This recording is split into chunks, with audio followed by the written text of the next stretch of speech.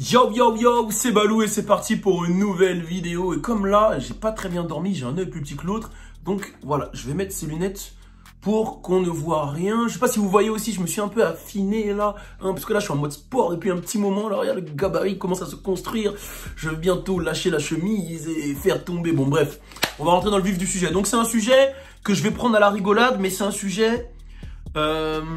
j'ai souffert de ce sujet. Voilà, j'ai vraiment souffert et je pense que je vais parler pour tous ceux qui ont souffert. Il y en a beaucoup qui vont se reconnaître, il y en a beaucoup qui vont pas admettre, mais ça y est, j'ai fait le pas, je l'admets. J'étais complètement exterminé au foot et ça a joué sur ma vie.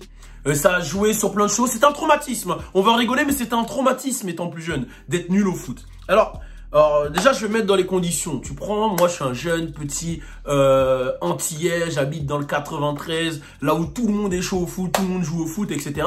Et en plus de ça, dans ma famille, à l'époque, où j'étais plus jeune, tu vois, j'avais un grand cousin, d'ailleurs, grosse force à lui, qui s'appelle Eddy Capron, qui a fait la demi-finale de la Ligue des Champions avec Nantes, etc., qui a joué à Rennes, à Sedan. Donc j'avais ce truc-là où dans la famille, il y avait des footballeurs, tu vois, il y avait des footballeurs qui commençaient à avoir un nom et tout. Et le truc, c'est que, ben voilà, forcément, t'es petit, la première chose que tu fais quand tu vis dans un quartier, c'est que tu veux jouer au foot, tu vois. Je kiffais le basket et le foot, tu vois. Mais je voulais vraiment jouer au foot. Et tous les mecs de mon quartier jouaient au foot. Et voilà, c'est ce que je voulais faire. Je voulais faire comme les grands, comme mon cousin et tout.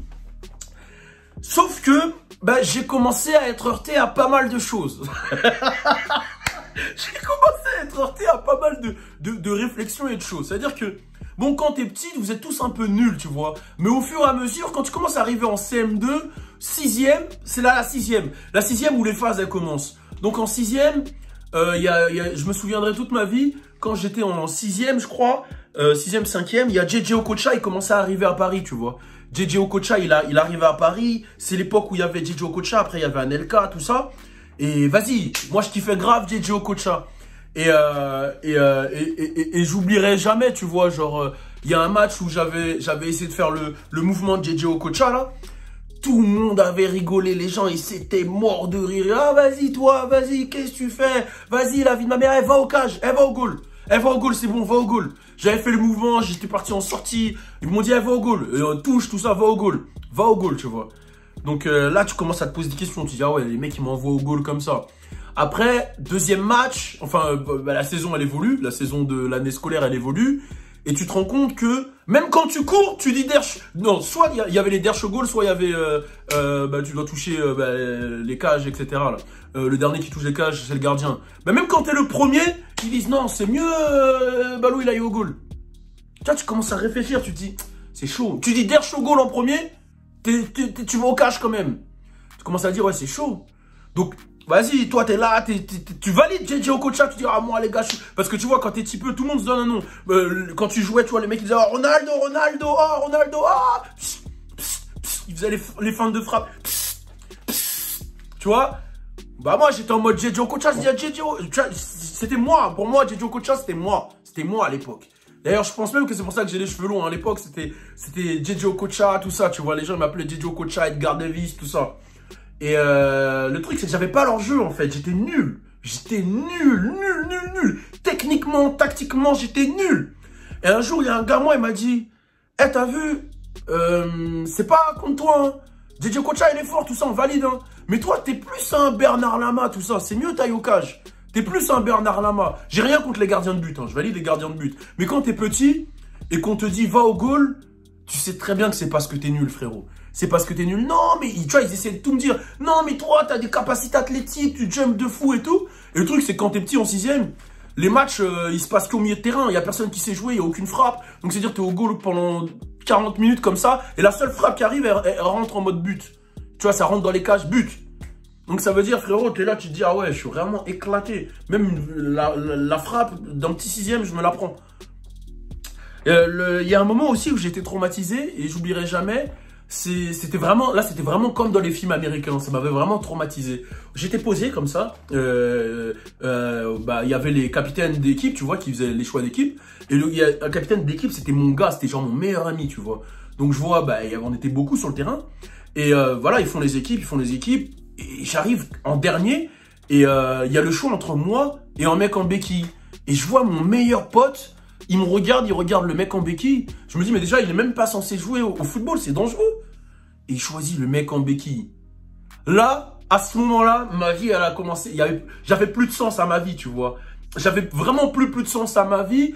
Et je me souviens, c'était pendant la Coupe du Monde, là, à l'époque, où j'oublierai jamais. C'était juste avant.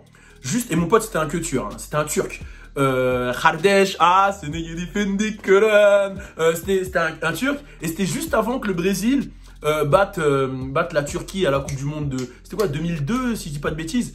Et quand Rivaldo, il a fait semblant de se prendre la balle, là. Voilà, pour ceux qui se souviennent. Il a fait semblant de se prendre la balle, il y a eu faute et bref. Juste avant ça, il y a eu un match.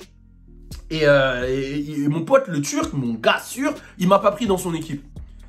Et là, mon cœur, il a commencé à tomber, tu vois. Genre, je me suis dit, là, il y a toutes les questions qui arrivent dans ta tête, tu vois. Toi, t'es là, tu regardes, tu vois Ronaldinho, tu vois Anelka, tu vois Ronaldo, Luis Nazario, Dalima, tu vois tout ça, en fait. Tu regardes, la France les a vus être champions du monde, tu vois, t'as des rêves, tu vois.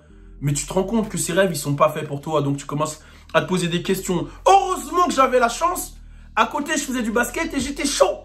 J'étais chaud, tu vois. Donc, je me rassurais en mode, ouais, mais t'inquiète, il y a le basket. Mais dans ma tête, tu vois, il y avait le basket et le foot, c'était au même niveau. Et je me rendais compte que j'étais nul, tu vois. Donc, mes gars, ils étaient gentils. Ils disaient, ouais, mais tu vois, c'est parce que tu fais du 46. Tu vois, ils ont tout essayé de me dire, tu vois. Ouais, mais peut-être que... Mais j'étais nul, les frères. J'étais nul. Il y a une fois aussi où carrément, il y a deux potes à moi. Ils se sont embrouillés pour pas que j'aille dans leur équipe. Mais des embrouilles, un truc de ouf. La vie de ma mère, je le prends pas. Wallah, je joue pas si. Wallah, je joue pas si je le prends. Non. Wallah, si je le prends dans mon équipe, la tête de ma mère, je joue pas. Comment ça, moi carrément, j'avais l'impression d'être le coronavirus avant le coronavirus. Ça veut dire que les gens, ils voulaient pas de moi, ils me repoussaient, tout ça. Je le vivais mal. C'était terrible. Alors moi, j'ai compris ce délire-là. J'ai dit, ah ouais, les gens, ils me voient nul comme ça. Je vais leur casser les couilles. Ça veut dire, j'allais jouer dans les équipes, je disais direct, je vais au goal. Mais je faisais que des trucs de bâtard. Goal volant, je restais au milieu de terrain. Wesh, balle au cage, wesh, but. Ils avaient le mort contre moi, vas-y. Voilà, bon, à la fin, ils m'acceptaient plus, hein, carrément. Quand je venais jouer, ils m'acceptaient plus. Et vraiment, il y a des indices qui prouvent que tu pues vraiment la merde au foot. C'est genre, le jour où moi, j'ai mis un petit pont à un gars, le match, il s'est arrêté. Tout le monde a crié, ah, tu t'es pris un petit pont dans Balou. Ils l'ont mêlé. C'était même pas un petit pont massacreur. Ils l'ont mêlé et tout. Donc, j'étais vraiment nul, les frérots. J'étais vraiment, mais quand je te dis vraiment nul, c'était incroyable, hein. Et pourtant, je faisais les entraînements à la Olivier Tom. Je m'en souviens quand j'allais aux vacances aux Antilles, parce que, tu vois, nous, à l'époque, on avait les congés bonifiés. J'allais aux vacances aux Antilles, je partais avec une balle, et j'essayais de tirer dans la mer, tu vois. J'essayais de tirer dans la mer pour avoir une frappe puissante. Je faisais des entraînements, je courais dans le sable. J'étais vraiment en mode Mark Landers, tu vois. J'essayais d'aller tout droit, puissant. J'essayais de faire des trucs dans l'eau. Je revenais au quartier. Ils avaient tous évolué de ouf. Ils faisaient des trucs, des gestes techniques, des doubles contacts. Moi, j'étais nul. Et là, j'ai compris, quand t'es nul comme ça, quand t'es pourri comme ça, il faut arrêter. Il faut comprendre, ça, c'est pas fait pour toi. Après, j'étais dans le basket. Franchement, j'aurais pu avoir une carrière de ouf dans le basket. J'étais chaud. Là, par contre, j'étais chaud. Mais tu connais, ligaments croisés, tout ça, tu vois. À un moment, j'ai voulu combler ma nullité dans le foot j'ai vu que les gestes techniques, c'était pas pour moi. J'ai vu que gardien, c'était pas pour moi. Donc, je me suis dit, vas-y, peut-être je vais me mettre en mode... En fait, dès qu'il y avait un truc, par exemple, un corner, comme je jumpais, je sautais le plus haut possible pour mettre des têtes ou je tentais des trucs incroyables, des têtes plongeantes sur le goudron, des retournées acrobatiques, tarlé ouf. Rien ne rentrait, hein, mais je tentais tout pour que les gens ils voient un peu que j'ai un petit truc. Mais non, c'était nul. J'étais nul, les frères. J'étais vraiment nul. Donc voilà, tu vois. Après, ma carrière elle a évolué. Hein. J'ai fait du basket, j'ai fait de la danse. Et là, aujourd'hui, je vous parle en vidéo. Donc, aujourd'hui, je peux en parler car j'ai réussi ma vie. Je suis quand même à l'aise dans mes baskets, tu vois. Mais à l'époque, c'était dur. Donc, mon message, tu vois, c'est pour dire à tous ceux qui vivent ce truc-là. Si t'es nul au foot et t'es un petit peu, tu vois, Kylian Mbappé, Neymar, tout ça. Frérot, il y a deux solutions. Soit tu t'entraînes comme un ouf, comme j'ai fait, et ça marche. Tu vois, tu t'entraînes comme un ouf. Bon, peut-être que mes méthodes n'étaient pas bonnes. Hein. Mes méthodes d'aller dans la mer, faire des trucs comme Olivier Tom, etc. C'était peut-être pas les bonnes méthodes, mais peut-être tu t'entraînes comme un ouf. Et voilà, ça marche. Ou peut-être c'est pas fait pour toi, frérot. Tu vois, moi, j'ai accepté mon sort. Regarde-moi aujourd'hui. J'aurais pu être Anelka.